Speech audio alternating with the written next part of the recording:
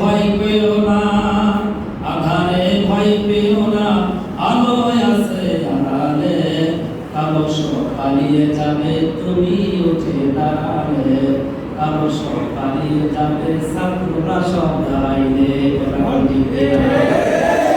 আধারে ভয় পেও না, আধারে ভয় পেও না, আধারে ভয় পেও না, আলোয় আছে আড়ালে, কালো সব পালিয়ে যাবে তোমরা সব দাঁড়াইলে, কালো সব পালিয়ে যাবে ছাত্ররা সব সচেতন হইলে।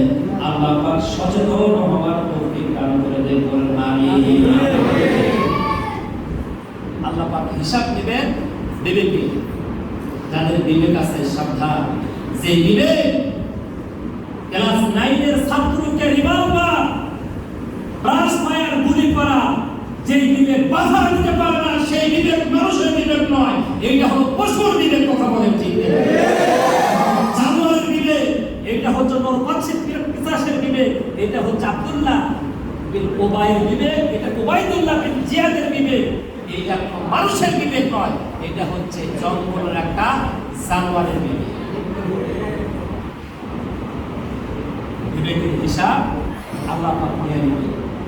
সম্মানিত হাজির ইকরাম, হাসপাতালের বেডে সন্তানের পাশে মা বসে, মা জড়িয়ে ধরে সন্তানকে বলছে, আগে যদি জানতাম তোমার কলেজে পাঠাই না। মা সন্তানকে জড়িয়ে ধরে বলছে, বাবা তোমার আমার বড় সার্টিফিকেট দিতে হবে, যে সার্টিফিকেটটা নেওয়ার পরে পৃথিবীর কোনো চাকরি তোমাকে দিবে না, পৃথিবীর কোনো মানুষ তোমাকে জীবিত মানুষ বলে গ্রহণ করবে না। এই সার্টিফিকেট যদি দেওয়া লাগতো, কলেজে তোমারে পাঠাইতাম না, স্কুলে পাঠাইতাম না, তোমারে মূর্খ বলে তোমার আমি কুটুবলা, তোমার আমার আগুওয়ালা, তোমার আমি বেগুনরা বানাইয়া বাড়িতে রাখতাম। আমার সন্তানকে ফিরায় দেন, আমার আর কোনো অভিযোগ নাই, আমার আর কোনো জামা নাই। এমন কথা বলে মা সন্তানের পাশে শুয়ে গিয়ে বলছে, সন্তানকে যেই কবরে আমাকে দেও, সেই কবরে আমি মা আমার সন্তান ছাড়া বাঁচতে চাই না। সমস্ত মায়ের এই কান্না আপনার কান পর্যন্ত পৌঁছায় না। এই হিসাব দিবেন, এই হিসাব দিবেন। মনে করতেছেন হিসাব দেওয়া লাগবে না, তারা হিসাব দেওয়া লাগে কিনা? আল্লাহ কোরআন বলতেছে, কষ্ট হচ্ছে?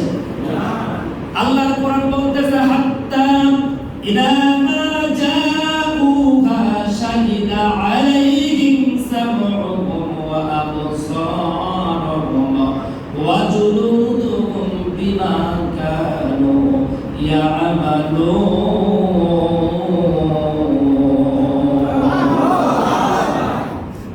ওই সমস্ত বিবেকহীন নরপিশাচ জানোয়ারগুলো হাসরের ময়দানে যখন দাঁড়িয়ে যাবে, হাত্তা ইদা মা জাউহা শাহিদা আলাইহিম, তাদের বিপক্ষে সাক্ষী দেবে, সামউহুম, তাদের কানটা সর্বপ্রথম সাক্ষী দিয়ে দেবে।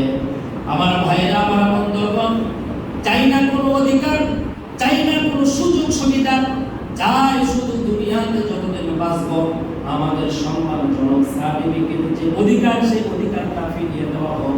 এটার জন্য ছোট্ট ছোট্ট কমলমতি বাচ্চাগুলো আন্দোলন, চিৎকার, বিভিন্ন জায়গায় কথাবার্তা বলতেছে।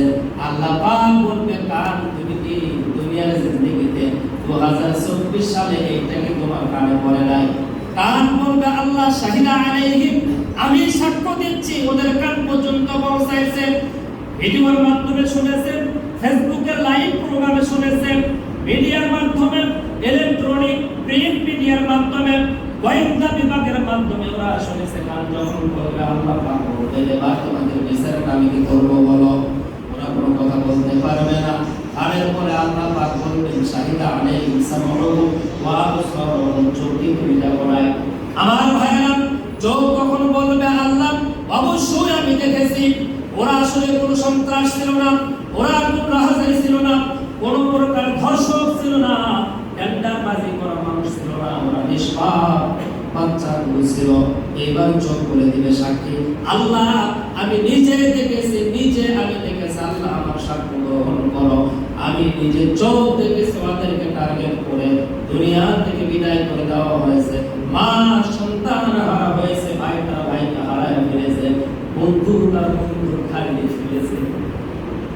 প্যাসেঞ্জার বন্ধুকে লেখেছে বন্ধু আমার মনে হয় আর ফিরে আসার কোনো সুযোগ নাই। এটাই মনে হয় চিরবিদায়। আগামী দিনে ক্লাসে তোদের সাথে অ্যাটেন্ড করতে পারবো না।